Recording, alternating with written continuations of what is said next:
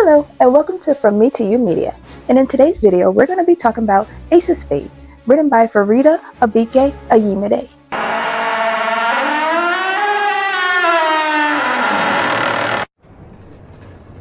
She is a writer from South London who loves writing about black kids saving the world, or destroying it. Although this is a chapter book, the book is split into 3 parts: The Ivory Tower, X Marks the Spot, and Ballot or Bullet. Today, we will be covering only the Ivory Tower, and then we will get into the other parts later on. This story is a 2-person POV going back and forth between our 2 black main characters, Chiamaka Adebayo and Devon Richards. Let's get right into it. So, we start off the story with a Devon Richards POV. Everybody is in the auditorium for the first day of school's orientation, and we learned that there is a new headmaster this year for school. Devon describes him to look like the big friendly giant, hence the picture. So, the year is starting off pretty different than others. This school is set up like a British style school, but based in America. So if you've ever seen like Harry Potter, then you know that they have like prefects who are really students, who are like example students, and they also handle all the student things. And basically, they're the top-notch students of the class. Devon Richards gets, I don't know, like, voted? Either way, Devon Richards becomes a prefect, and Chiamaka, our second main character, is also appointed head prefect, which is obviously the top of all tops. They both are up for valedictorian for their class year as well. So, we know that our 2 main characters are the studious of students. Okay, sorry, didn't want to keep messing with my hair, so I had to just do something else real quick. Okay, back to where we left off. Our 2 main characters are the studious of the students. Devon is more of a quiet, artsy, loner type kid. He is the top of the class, but he is not very well known. And his best class is the music class. He is great at the piano and composition. He is also one of the poorest kids in his class. He was able to attend the school on scholarship while his mom works overtime and even has overdue bills to pay and 2 other sons to take care of. His neighborhood is very urban, and violence and drugs are a really big problem in the neighborhood. They also treat him really bad because he is gay, unknown to his mom, so he's a closeted gay. So when he was in middle school, they used to beat him up all the time, which is why he actually had to switch high schools and go to Nidius. It is also a private academy. Devon is also selling drugs and hooking up with his drug dealer, unbeknownst to his mom as well. So he just has a lot going on in his personal life, so he really drowns himself in his music at school. Chiamaka, on the other hand, is the most popular girl in school. She is half Italian, half Nigerian, and she grew up in one of the wealthy neighborhoods. She has a reputation at school that keeps people in support of her even if they don't like her in reality. She is really close with her family, but her dad travels to Italy to visit his family, who doesn't really support of Chiamaka and her mom because they are black. She loves herself and is very confident and intelligent with the posse and all that freshman girls who bring her special coffee order, so she is that girl in school. She is the HBIC, and I was about to say HBIC in charge, but the IC stands for in charge, so she is. Chiamaka's best friend, Jamie, comes back to school with a new girlfriend named Belle, and she is a legacy kid just like him. So it's kind of like cute, but like we're not in support of it. Anyways, although Jamie has a new girlfriend, him and Chiamaka have been hooking up over the summer. And last year, him and Chiamaka also were at this party. They left drunk, were driving drunk, hit a girl, and perceived to have killed this girl. So Chiamaka is having nightmares every single night about this girl being dead. And Jamie, he just goes to live on. He lets it go because his family is a well-established family, and he knows that they can get him off if anything ever does come out about this hit and run. After orientation, our main antagonist sends out a message. Now, if you know anything about Gossip Girl, that's kind of how this antagonist works. Spreading rumors and basically making you feel like you have nowhere to go and that they know everything about you. So, after orientation, our main antagonist, Aces, sends out a message. And what does that message say? It says, "Hello, Nivius High, it's me. Who am I? That's not important. All you need to know is, I'm here to divide and conquer, like all great tyrants do. Aces." Everybody's like, who is Aces? The next message says, "Just then, the picture says it all. Dramatic arts and music do indeed mix well. aces. Now what picture, you might think? It's a picture of Devon Richards hooking up with drama class boy Scotty, who also was in a lavender relationship with Chiamaka because she knew that he actually was in a relationship with her. You know how lavender relationships work. Anyways, this message was sent out as a blast to the entire school. So now people are whispering and everybody is confused and in a frenzy. And the big question is, who is Aces? So Scotty lets Devon know that he is not the one that leaked the picture. And Chiamaka is confused anyway because Devon is not the most interesting person in her opinion. So she's like, why would anyone want to spill any of his secrets? Because who would care? They honestly just have a difference in class, and Shy can just be a tad bit judgmental of the lower class life. So her and Devon clash in personality. Okay, so all of that was on a Monday. It is now Tuesday. So Devon goes to school and confronts Scotty about everything that's been going on, just to see if he's been the one spreading this. Scotty defends himself though, and turns out he is not the one who leaked all the information. So after school though, Chiamaka is going to the candy store with Jamie, her best friend. At the candy store, she is accused of stealing some candy. And you want to know what her best friend Jamie says? He says, well, you have to think about how this looks. How this looks? How does it look to you, Jamie? I don't like Jamie. I don't like him at all. And then, in that same day, Aces puts out a blast that Chiamaka did this stealing. So it's like, one, how did Aces find out that fast? You know?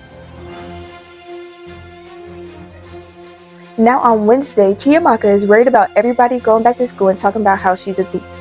And just like Devon wants to go to Juilliard, Chiamaka wants to go to Yale. And these two have to work a little bit harder than everybody else to get into the schools that they want. And Yale only accepts one kid from Nivea's High every year, and she wants to be that kid. And that's why she's head prefect. So while Chiamaka is worried about herself, Aces puts out another blast about Devon. But this time it isn't a picture, it's a video. And I think we can guess what type of video this is. So Devon goes straight to the source that he only can think of, Scotty. And he's like, you're the only one who can have that video, obviously.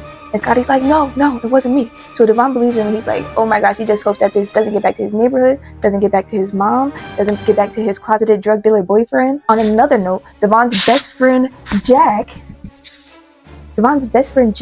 is sending him messages, getting all angry like, why are you letting all this stuff get out? Because they live in the same neighborhood, both grew up poor, and he's nervous that the people in the neighborhood are going to associate him with Devon and beat him up because Devon's gay. Either way, they've been best friends since their last school, and Jack always protected Devon and walked with him to and from school so that the neighborhood kids didn't pick on him anyway because of his sexual orientation. So Jack being all weird and then ghosting Devon is like, what the heck? What happened to our friendship, bro? So it's still Wednesday night, and Chiamaka and Jamie are having their annual Marvel movie superhero marathon. And who does Jamie invite to this movie night? This annual movie night that they've been having for years? His girlfriend, Belle. Which is very weird for Chiamaka because she does have established feelings for Jamie after hooking up with him. But our girl Chiamaka hangs in there, and for the sake of everyone being friends, she really just deals with it. Even though she deals with it, she is very uncomfortable with it. And as they're leaving, she starts cleaning up and she finds this sticky note with a passcode on it, 1717. And she knows that Jamie is bad with his passcode and stuff, so she just assumes it's his. Either way, just keep that in mind for later. She starts to ponder who could hate her enough to want to spill all her secrets. So in her notes, she starts typing out people who hate me. And she starts with her posse because they're all jealous of her in one way or another. So now it's Thursday, and Devon is in music class, and the quarterback is trying to make him feel less alone and lets him know that people don't hate gays anymore, which is like a super cute positive thing. While they're having their conversation, Aces then sends out another blast, but this time about Devon's best friend Jack, saying that he is on drugs. So Devon texts his best friend saying, hi, how are you? I know that these rumors aren't true. And then Jack is like, do you? Jack need to take a chill pill. So Devon is just like, what the heck? Like, relax a little bit. Like, Devon just assumes that Jack doesn't want to be associated with him because of his intimate life. So Chiamaka and Jamie are eating at their normal spot, Lola's, and Belle wants to have lunch with them as well. So then they end up going back to the school cafeteria and eating with her at the jock table. And while they're at the jock table, Jamie starts making Chiamaka feel really bad about these Aces attack and basically gaslighting her like, oh, who is Aces? The boogeyman? Like, oh, what are you so afraid of? It's not funny at all. Chiamaka also catches Belle giving her like dirty glances and side eyes, and she's just not feeling this table at all. So she gets up and leaves the table and goes to the bathroom to cry in one of the stalls. So then Belle follows her into the bathroom and asks if she's okay. And then she picks the bathroom stall lock, basically makes Chiamaka feel better. And she's like, you are really brave actually for having to deal with all of this. Really nice girl moment. So then it's time to go back to class, and Chiamaka has chemistry with Jamie. And back in chemistry class, Jamie sends Chiamaka a note and says that he apologizes for all of the aces things he said in the cafeteria. And basically Chiamaka accepts his apology, to my disappointment. So while they're in chemistry class, Aces sends out another blast about Devon hooking up with his drug dealer. I mean, not that he's on drugs, but he's dealing drugs, so the guy supplies him the drugs to deal, if you know anything about drugs and dealing. Now Devon is worried because he does not want these accusations to cause him getting into Juilliard. And unlike Chiamaka, he doesn't have any money, so he's trying to get in on a full scholarship. Since Scotty is a common denominator between Chiamaka and Devon, Chiamaka texts Scotty and says, "Are you the one that's putting out all this information about us?" And Scotty is like, "You know, you're the second person to ask me that today." But no, they start chatting about the same party that Chiamaka and Jamie got super drunk at and did the hit and run at. And she just is trying to remember other things throughout the night in case she did anything that Aces can use against her. She just wants to know, but she was so blacked out drunk, she doesn't remember. So on Friday, Devon gets a text from his drug dealer boyfriend whose name is Dre, and Dre asks him to come over. Basically, Dre breaks up with him and is very emotional and sad. And then once Devon walks out of Dre's apartment building, he gets jumped by the local boys in the neighborhood. And this boy finds him, Terrell. Terrell sees him getting beat up and takes him back to his house and gives him frozen vegetables for his eyes and his ribs because he's bruised up really badly. Then after that, Terrell walks Devon home and gives him a hug and basically, like, kind of cute. And then Devon walks inside and his mom is sitting there looking at overdue bills, and he goes up to his room because she doesn't notice him yet.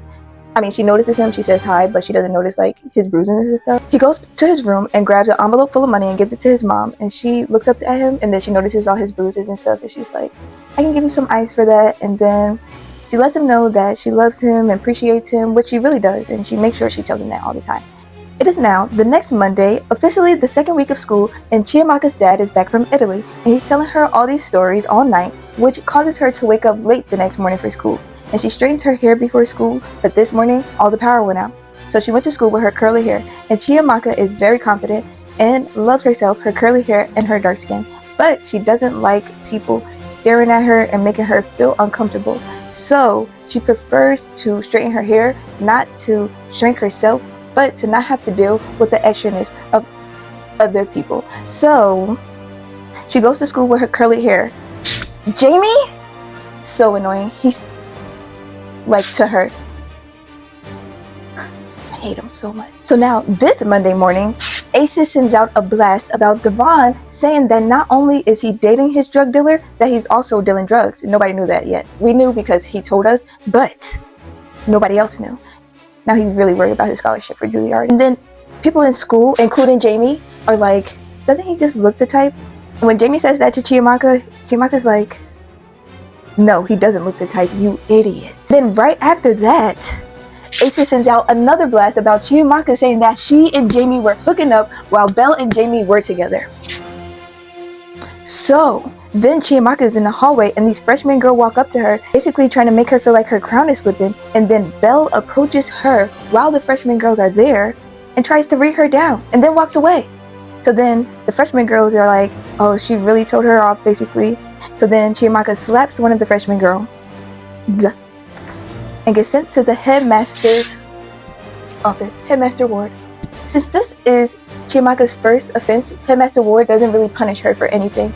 But she does let Headmaster Ward know about Aces and how he or she has been attacking these two students right here.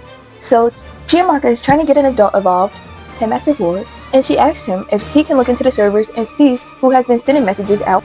So then after her meeting with the headmaster, she tries to go and talk to Jamie, but he kind of gives her the cold shoulder and she's like, what the heck? And he's like, well, I'm just gonna talk to Belle and just let her know that like we didn't really like each other like that and that like nothing really happened. And Chiyamaka's like, you can't say that nothing happened when something happened, obviously. And he's like, no, she's gonna believe me. And she's like, well, why when everything happens you just act like they don't happen, like referring to the accident. So then he turns into like a whole nother person. And he's basically like, You need to watch what comes out of your mouth, Chiyamaka. and it kind of comes off threaty. So then, after he walks away, Chiyamaka pulls out her phone and puts his name right under her posse's name and her phone under people she suspects. Rightfully so. I approve. Devon has started to hang out with Terrell more, and he opens up to him about aces. And Terrell is like, you go to a school full of white people, so like, it could be anybody, including the teachers. And Devon is like, I don't think so, because every white person isn't bad. So Terrell is like, okay, if you say so. And then they just grow a little bit closer, and I really like it. Then Terrell tells Devon that he was actually his first kiss. And Devon is like, how can I be your first kiss and I just met you? He's so confused. And so we are trying to figure out how Devon and Terrell know each other before. So now it's Tuesday again, and Chiyamaka is waiting for Devon at his locker so that she can let him know that she told him, Master Ward, everything about aces. And he's just like, like they're not really cool, so like he's like, do I care? And then he's actually like, okay. And they start to warm up to each other a little bit. So while Devon is digging in his locker, he finds a USB stick and he takes it to the library and he looks on it, and there's a whole bunch of information about Chiyamaka. And it even says the life and crimes of Chiyamaka Adebayo and murder. And Devon is like, murder? What the heck? So then he doesn't open anything because he feels really bad for even looking at it in the first place. And they both end up having a meeting with Headmaster Ward. So during this meeting with Headmaster Ward, he tells them, we found out that you two have been spreading information about each other. And he demotes them from prefect. He only demotes Devon for 3 weeks, but he demotes Chiyamaka until further notice because this is her second offense. And then he also gives them both detention every single day until further notice. When they leave the meeting, Chiyamaka is breaking down in tears and she's like, basically like, you have to believe us, like what the heck? So then they go back to the library to look at each other's USB ports to see what the person has on the other person. And when they go to look, the USB ports have been wiped. So now they're getting even more frustrated because they feel like Aces is always one step ahead of them. The first part ends with Chiyamaka and Devon agreeing to keep in touch with each other and figure out together who is behind the Aces account and why would they be attacking both of these students. So far, Devon has been attacked personally 4 times by Aces, and Chiyamaka has been attacked personally 2 times by Aces, and they both received a USB port each. And actually, one of Devon's attacks was through his best friend Jack, who they just accused of doing drugs. I wonder if either one of them matters more, or if it doesn't matter who gets attacked more, is it just about the attack in general, how hard it hit. Stay tuned for the second part of the book to see how much deeper it goes. Comment down below if you have any thoughts or any suspicions that you would like to put out yourself. And if you already read this book and like it, leave a heart.